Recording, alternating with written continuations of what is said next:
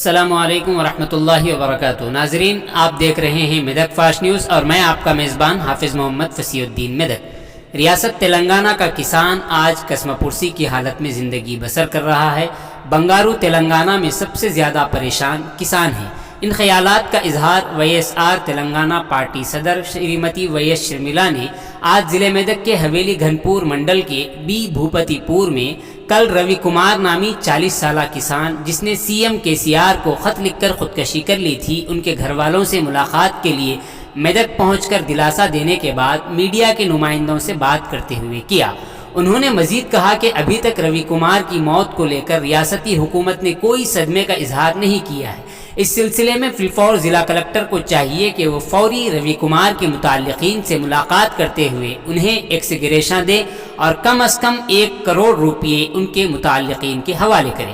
انہوں نے کہا کہ رویکمار کے گھر والوں کو 50 لاکھ کا قرض ہے۔ دوسری طرف حکومت دھان نہ اگانے کی بات کرتی ہے تو کسان کس طرح اپنی زندگی بسر کرے۔ رویکمار نے بھی ریاستی حکومت کی کسان دھان نہ لگانے کی ضد کی وجہ سے ہی خودکشی کی ہے، اور ساتھ ہی ساتھ انہوں نے اپنے مطالبات میں کہا کہ ابھی تک آروگیہ شری کارڈ ان کے گھر والوں کے پاس نہیں ہے، پینشن نہیں آ رہا ہے۔ آخر CM KCR حکومت کیسے کر رہے ہیں؟ یا وہ حکومت کر رہے ہیں یا اپنی منمانی کر رہے ہیں؟ لہٰذا فی الفور گھر والوں کو طبی سہولیات فراہم کی جائے۔ انہوں نے ریاستی حکومت پر الزامات کی بارش کرتے ہوئے کہا کہ یہ حکومت عوامی اور کسان حکومت نہیں بلکہ عوام مخالف اور کسان دشمن حکومت ہے۔ انہوں نے سوال کرتے ہوئے کہا کہ KCR کے دور حکومت میں کیا کوئی ایک طبقہ عوام کی طرف سے خوش ہے؟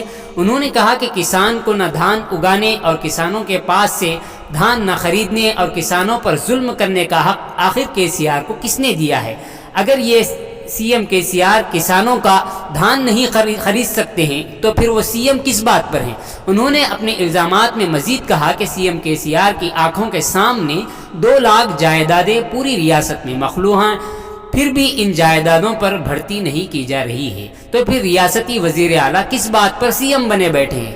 YS شرمیلا نے مرحوم رویکمار کسان کے گھر کے سامنے ہی دھرنے کو بیٹھ گئیں، جس کو دیکھتے ہوئے پولیس نے ان سے دھرنا ختم کرنے کا مطالبہ کیا۔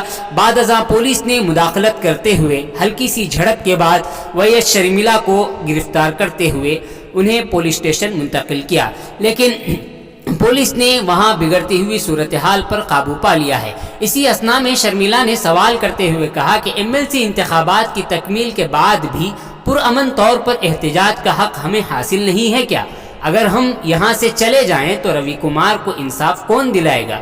انہیں مقامی MLA شریمتی پدما دیویندر ریڈی کے متعلق بات کرتے ہوئے کہا کہ ابھی تک مقامی MLA رویکمار کے متعلقین سے ملاقات کے لیے کیوں نہیں آئے ہیں؟ انہوں نے پولیس کے رویے پر سخت ناراضگی جتلاتے ہوئے کہا کہ پولیس کیوں حکومت کا ساتھ دیتے ہوئے کام کر رہی ہے؟ آخر پولیس عوام کی حفاظت اور ان کی خدمت کے لیے ہوا کرتی ہے یا پھر حکومت کی طرفداری کرنے کے لیے؟ انہوں نے پولیس سے سوال کرتے ہوئے کہا کہ پولیس کیوں ابھی تک KCR کو گرفتار نہیں کر رہی ہے؟ کیا پولیس میں اتنا دم نہیں ہے کہ وہ CM KCR کو گرفتار کرے؟ انہوں نے کہا کہ جس کسان کو کھیتوں میں دھان کاشت کرنا پڑتا ہے وہ آج کیوں لٹکا ہوا ہے؟ جس کسان نے بیج بونا تھا وہ سڑک پر کیوں گرا ہوا ہے؟ کسان KCR کی آمریت کے ساتھ معاہدہ کرنے پر مجبور ہوتے جا رہے ہیں۔ کسان اپنی فصل بیچنے کے قابل نہ ہو کر دھان کے ڈھیروں میں اپنی جان گنوا رہے ہیں۔ کچھ کسان خودکشی کر رہے ہیں کیونکہ وہ سمجھ نہیں پا رہے ہیں کہ اپنا قرض کیسے ادا کریں اور اپنے خاندان کا پیٹ کیسے پالیں۔ انہوں نے مزید کہا کہ ابھی تک ریاستی سطح پر تقریباً 30 سے زائد کسانوں نے خودکشی کر لی ہے۔ اس موقع پر YSR شریمتی YS شرمیلا کے پارٹی قائدین کے علاوہ دیگر موجود تھے۔ مسٹر رویکمار کے سانحے کو لے کر کانگریس پارٹی ضلع صدر مسٹر کے تروپتی ریڈی نے خودکشی کرتے ہوئے اپنی جان گنوا دینے والے ضلع میدک کے حویلی گھنپور منڈل کے رویکمار نامی کسان کے گھر والوں سے ملاقات کرتے ہوئے ان کے اپنے جیب سے 20,000 روپیوں سے مالی مدد کی اور ساتھ ہی ساتھ رویکمار کی لڑکی کا مکمل تعلیمی خرچ برداشت کرنے کا وعدہ کیا ہے۔ اس موقع پر تلنگانہ PCC صدر مسٹر ریونت ریڈی نے ذریعہ فون رویکمار کی اہلیہ سے بات کرتے ہوئے کہا کہ وہ ان کی ہر طریقے سے مدد کریں گے اور ساتھ ہی ساتھ اسپتال سے انہیں ساری سہولیات فراہم کروائیں گے۔ نیز ضلع کلکٹر سے بات کرتے ہوئے رویکمار کے والد کو پینشن کی اجرائی عمل میں لائیں گے۔ اس موقع پر مسٹر تروپتی ریڈی نے میڈیا کے نمائندوں سے بات کرتے ہوئے کہا کہ ریاستی حکومت रियासती हुकूमत में किसान काफ़ी परेशान हैं। वो एक तरफ CM KCR बंगारू तेलंगाना की बात करते हैं तो दूसरी तरफ धान न लगाने के मसाइल को तैयार करते हुए किसानों को परेशान कर रहे हैं। इस मौके पर Telangana Congress party organizing secretary mister M Balakrishna ने मीडिया के नुमाइंदों से बात करते हुए कहा कि रवि कुमार के मुताल्लिकीन को 50 लाख रुपये बतौर एक्स ग्रेशा दिए जाए और साथ ही साथ फिल्फ और उनके लड़के के इलाज के लिए अस्पताल की सारी सहूलियात फराहम की जाए। नीज उन्होंने मकामी MLA पद्मा देवेंद्र रेड्डी पर इल्जाम लगाते हुए कहा कि सिर्फ अस्पताल पहुंचकर पुरसा देने से कुछ नहीं होता, बल्कि मुताल्लिकीन के साथ हर तरीके की मदद की जाए और साथ ही साथ रवि कुमार के वालिद को पेंशन जारी किया जाए। इस मौके पर Congress party minority leader Mohammed Salman, Congress block सदर मोहम्मद हफीजुद्दीन के अलावा दीगर मौजूद थे। रवि कुमार के सानिहे को लेकर MLA मेदक श्रीमती M पद्मा देवेंद्र रेड्डी ने Medak.YS न्यूज़ हाफिज मोहम्मद फसीउद्दीन से बात करते हुए कहा कि रवि कुमार के सानिहे पर मुझे काफ़ी दुख पहुंचा है। मैं उन्हें अपनी तरफ से हर तरीके की मदद करने के लिए तैयार हूं। और उन्होंने मजीद कहा कि रवि कुमार के अहले खाना के साथ उनके दुख दर्द में हम बराबर के शरीक हैं। हमें अफसोस इस बात पर है कि एक किसान की मौत को लेकर भी अपोजिशन जमातें नीच सियासत पर उतर आई हैं। होना तो ये चाहिए था कि वो भी उनके दुख दर्द में शरीक होते और उनके मुताल्लिकीन को दिलासा देते, लेकिन अफसोस के एक किसान की मौत पर निचली सतह की सियासत की जा रही है। उन्होंने मजीद कहा कि वो अपनी तरफ से रवि कुमार के बीमार लड़के के इलाज के लिए हर तरह की मदद करेंगे और साथ ही साथ रवि कुमार के मुताल्लिकीन को हुकूमत की सहूलियात फराहम करेंगे। आइए इस सिलसिले में एक तफसीली रिपोर्ट आप हजरात के पेश खिदमत। పురుగుల మందు తాగి చనిపోయాడు కరీంనగర్ జిల్లా ఐలయ్య, ఆయన కూడా అలాగే చనిపోయారు. ఇలా ఇటీవల కాలంలోనే 30 మంది ప్రాణాలను కోల్పోయారు. ఈరోజు ఇక్కడ రవికుమార్ అన్న రవికుమార్ అన్న ఇంటి దగ్గర ఉన్నాం. ఆత్మహత్య చేసుకున్నాడు. ఆత్మహత్య చేసుకోకముందు కేసీఆర్ గారికే ఒక లెటర్ రాశాడు. ఆ లెటర్లో ఆయన రాసింది, నా పొలంలో వరి తప్పితే ఇంకేమీ పండదు, వరి వేసుకోవద్దు అంటున్నారు. ఇదివరకే వరి వేసుకున్నాం, పెట్టుబడి ఎక్కువైంది, ఉత్పత్తి తక్కువ వచ్చింది, నష్టాల పాలైపోయా, తక్కువకు అమ్ముకోవాల్సి వచ్చింది. ఇప్పుడు ఇంటికొచ్చి మళ్ళీ వరి వేసుకుందాం అనుకుంటే ఇప్పుడు కేసీఆర్ గారు వరి వేసుకోవద్దండి అంటున్నారు. ఇక నేను వరి వేసుకోకపోతే ఇంకేమేయాలి? నేను ఏమీ వేసే పరిస్థితి లేదు నా భూమిలో. ఇంకొక మార్గం లేదు. వరి వేసుకోకపోతే నేను ఉరే వేసుకోవాలి. వరి వేసుకోకపోతే ఇంకేం చేయాలి అని బాధపడి రాశాడు. అసలు రైతు ఎందుకు వరి వేస్తాడు? ఎందుకంటే తన భూమిలో వరి పండుతుంది అని తనకు తెలుసు కాబట్టి వరి వేస్తాడు. అసలు మద్దతు ధర అంటే ఏమిటి? మద్దతు ధర అంటే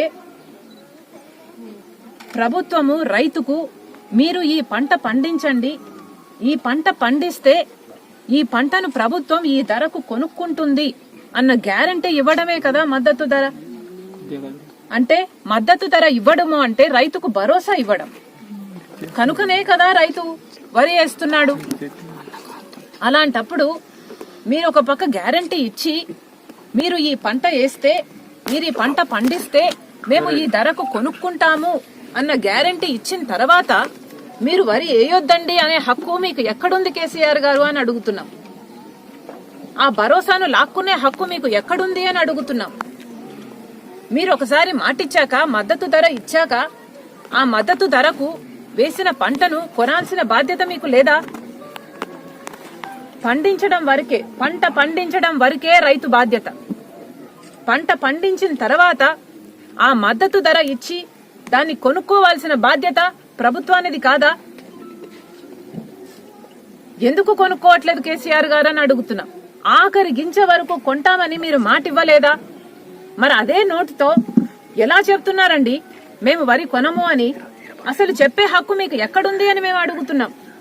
మద్దతు ధర ఉన్న పంటకు ఆ పంట పండిస్తే రైతుకి ఆ భరోసా ఉంది కనుకనే, ప్రభుత్వం మీద భరోసా ఉంది కనుకనే కదా పంట వేసేది.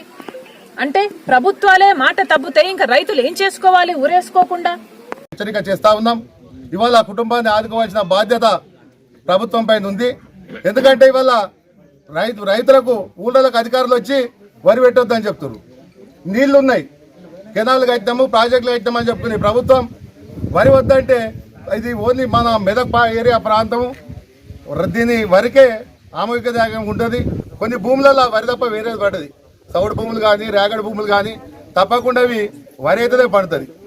అధికారులు నిన్న ముందు వచ్చి ఇక్కడ మీటింగ్ పెట్టి మీరు ఆరుతడి పంటలు చేసుకోవడం చెప్పడం వల్ల ఆయన ఇప్పటికీ అప్పులపాలై ఉన్నాడు. కొడుకు ఆరోగ్య పరిస్థితి, బిడ్డ పెళ్లి చేసిన అప్పులు తీరక ఆయన ఆల్రెడీ అయోమయంలో ఉంటే అధికారులు వచ్చి ఈ ఆరుతడి పంటలు పెట్టుకోవాలని చెప్పడంతో మనస్తాపం చెంది ఆయన సూసైడ్ చేసుకుంటూ, దీనికి తప్పకుండా ప్రభుత్వం బాధ్యత వహించి ఆయనకు తప్పకుండా ఎక్స్రేషన్గా ఒక 15 లక్షల రూపాయలు ప్రభుత్వం నుంచి ఎక్స్రే చేయాలి. వాళ్ళ కొడుకు తప్పకుండా ప్రభుత్వమే నాణ్యమైన వైద్యం అందించి ఆ బాబుని చూసుకోవాలి. కాంగ్రెస్ పార్టీ తరఫున ఇవాళ రేవంత్ రెడ్డి గారు కూడా ఇక్కడికి వచ్చేది ఉండే. రాత్రి కూడా నేను మాట్లాడినా, మార్నింగ్ 9 o'clock టైం ఇచ్చి అనుకోకుండా ఒక మీటింగ్ పడ్డది కాబట్టి ఆయన రాలేకపోయిండు. ఫోన్లో కుటుంబాన్ని పరామర్శించిండు. తప్పకుండా రేవంత్ రెడ్డి గారు కూడా ఈ వారం 10 రోజుల్లో ఇక్కడ విజిట్ చేపిస్తాం. కాంగ్రెస్ పార్టీ తరఫున ఆయన కూడా ఒక హామీ ఇచ్చిండు. వాళ్ళ బాబుకి ఏదైతే వైద్యం ఉందో ఆ వైద్యం ఆయనకు చేపిస్తా అని చెప్పిండు. హాస్పిటల్ తోటి మాట్లాడిస్తా అని చెప్పిండు. నా సొంతగా నా తిరుపతి రెడ్డి ట్రస్ట్ తరఫున ఆ చిన్న అమ్మాయి ఏదైతే ఉందో అమ్మాయికి సంబంధించిన చదువుకయ్యే పూర్తి ఖర్చులు నేను కూడా భరిస్తా. తప్పకుండా ఆ కుటుంబానికి అలా ఏవైతే బెనిఫిట్స్ ప్రభుత్వం తరఫున రావాలనో ఆ బెనిఫిట్స్ అన్ని ఇచ్చుకుంటూ ఎక్స్రేషియా తప్పకుండా ఇవ్వాలని చెప్పి ప్రభుత్వాన్ని డిమాండ్ చేస్తూ ఉన్నాం. ఇవాళ భారతదేశంలో 2వ స్థానంలో తెలంగాణ రైతు ఆత్మహత్యల్లో ఉందంటే రైతుల ఉసురు తలిగి ఈ ప్రభుత్వం నాశనం అయిపోతుందని చెప్పి కూడా ప్రజలు శాపనార్థాలు పెడతా ఉన్నారు. కాబట్టి ఇప్పటికైనా రైతులు ఆత్మహత్య చేసుకోకుండా ఈ ప్రభుత్వం నిరోధించి ఏదో ఒక ప్రకటన వెలువడాలి. ఇవాళ బీజేపీ కొంటలేడని టీఆర్ఎస్ కొంటలేడని బీజేపీ నాటకాలు ఆడుతూ ఉన్నారు. తప్పకుండా దీనికి ఇవాళ చరమగీతం పడకపోతే రైతులు ఇంకా ఆందోళన చెంది చనిపోయే ప్రమాదం ఉంది. కాబట్టి ఇప్పటికైనా ప్రభుత్వం కళ్ళు తెరిచి వాళ్లకు దీనికి ఒక సొల్యూషన్ చెప్పాలని తెలియజేసుకుంటూ, ఈ రవి కుటుంబానికి నా ప్రగాఢ సానుభూతి తెలియజేసుకుంటూ, వాళ్ళ కుటుంబానికి ఆ భగవంతుడు తప్పకుండా మనోధైర్యం కల్పించాలని చెప్పి కోరుకుంటున్నాను. చాలా దయనీయంగా మారుస్తున్నటువంటి కేసీఆర్ గారు ఒక దిక్కు పండించినటువంటి పంటలకు సరైన గిట్టుబాటు ధర రాక అప్పుల పాలై ఒక దిక్కు ఆత్మహత్య చేసుకుంటున్నటువంటి పరిస్థితి ఉంటుంటే, మరో దిక్కు అసలు పంటలే వండియకండి, మేము చెప్పిన పంటనే వండియాలా, మీరు ఇష్టం వచ్చినట్లు పంటలు పండించడానికి వీల్లేదని చెప్పేసి బలవంతంగా ప్రభుత్వం రైతుల మీద రుద్దడంతో గత్యంతరం లేని పరిస్థితులలో రైతులు ఆత్మహత్యలకు పాల్పడుతున్న పరిస్థితి రాష్ట్రంలో ఉన్నది. దేశంలోనే 2వ స్థానంలోకి తెలంగాణ వచ్చిన తర్వాత 2వ స్థానంలోకి వెళ్ళిపోయింది రైతులు ఆత్మహత్యలు చేసుకునే దాంట్లో. ఇవాళ ఈ భూపతిపురం సంబంధించినటువంటి రవికుమార్ రైతు ఏదైతే ఉన్నాడో తనకున్నటువంటి 2.5 ఎకరాలలో వరి సాగు చేసుకుంటూ కౌలుకు తీసుకొని మొత్తం ఒక 5 ఎకరాల్లో పంటేస్తే కేవలం 100 బస్తాలు వచ్చిందని చెప్తా ఉన్నారు. ఆ 100 బస్తాలు రావడం అనేది పెట్టుబడి కూడా నిండినటువంటి పరిస్థితి. ఆయనకున్నటువంటి పొలంలో కేవలం వరి తప్ప వేరే పంట వండనటువంటి పరిస్థితి ఉన్నది. అట్లాంటి పొలాలలో మీరు వరి వేయకండి అని చెప్పేసి అధికారులు గ్రామాల్లోకి తిరిగి సభలు పెట్టుకుంటూ రైతుల్ని భయాందోళనకు గురి చేస్తూ రైతుల ఆత్మస్థైర్యం దెబ్బతీస్తున్నటువంటి పరిస్థితులలో అప్పుల పాలే ఒక దిక్కు, కొడుకు ఆరోగ్యం బాగాలేక నిత్యం హాస్పిటల్ చుట్టూ తిరుగుతూ డబ్బులు ఎక్కడ దేవాలో కూడా తెలియనటువంటి పరిస్థితులలో ఒక దిక్కు ఉంటే, మరో దిక్కు చేతికొచ్చినటువంటి అమ్మాయి పెళ్లి చేయాలనేది ఒక తపన, ఇంకో దిక్కేమో కనీసం ఉన్నదంతా సాగు చేసుకుందామని అంటే ఆ పంటను కూడా మీరు మీ ఇష్టం వచ్చినట్టు సాగు చేసుకోనికి లేదు అని చెప్పేసి ప్రభుత్వం ఒత్తిడి వేయడం వల్ల రవికుమార్ గారు ఏం చేయాలో తోచని పరిస్థితులలో ఆత్మహత్యకు చేసుకున్నటువంటి పరిస్థితి ఇక్కడ ఉన్నది.